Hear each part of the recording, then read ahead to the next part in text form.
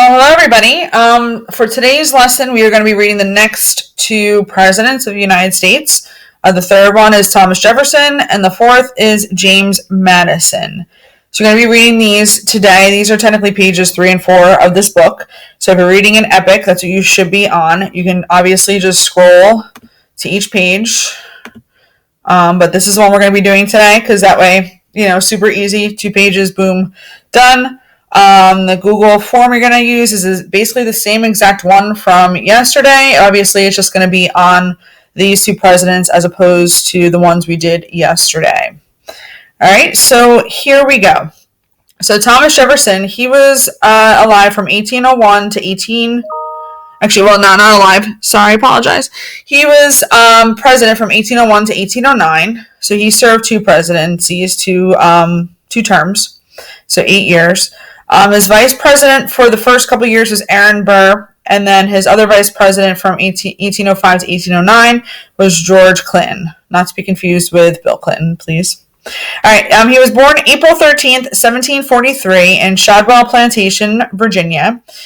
His occupation was, again, like we saw with the other one yesterday, with Adams. He was a lawyer, but then he was also a planter. And he was married to Martha Wales Skelton. He died July 4th. That's actually a coincidence because that's when Adams died as well from yesterday that we read. In Monticello near Charlottesville, Virginia.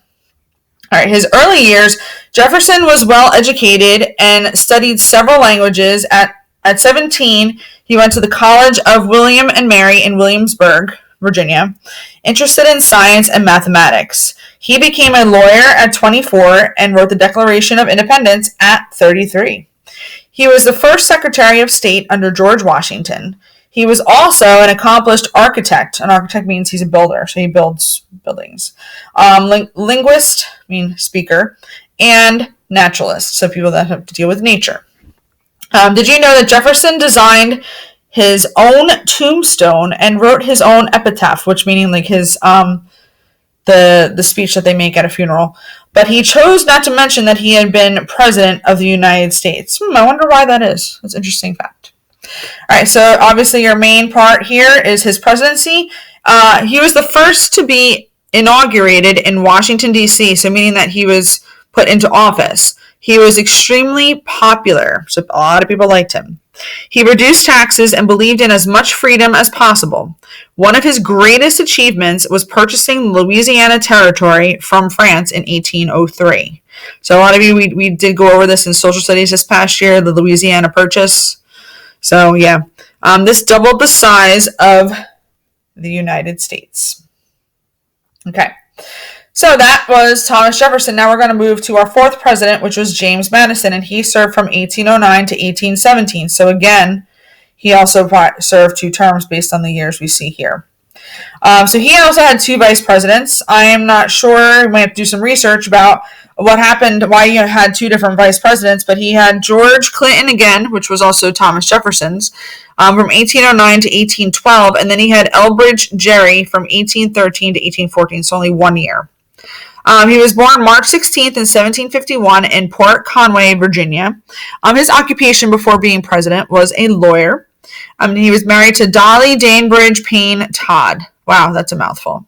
4 names. Whew. He died June 28th in 1836 in Montpelier, Virginia. His early years, Madison was an intense student and completed a 4-year course in 2 of the College of New Jersey's. Now it's called Princeton University. You might know that one.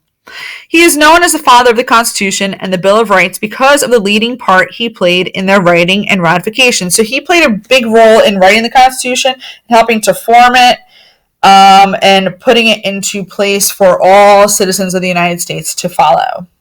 And did you know that he was our shortest president? He was only 5 feet 4 inches, and the first to wear trousers instead of knee pants. So trousers are long pants. The knee pants are more of like, the cutoffs, almost like capri pants like girls wear.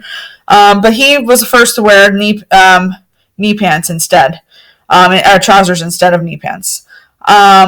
So yeah, this is some interesting facts about him. He was only 5'4", which is basically about a half an inch taller than me. So that's pretty short for a man. All right, and his presidency, the important part. Madison's main concerns as president was the war between France and England and its effect on the American commerce.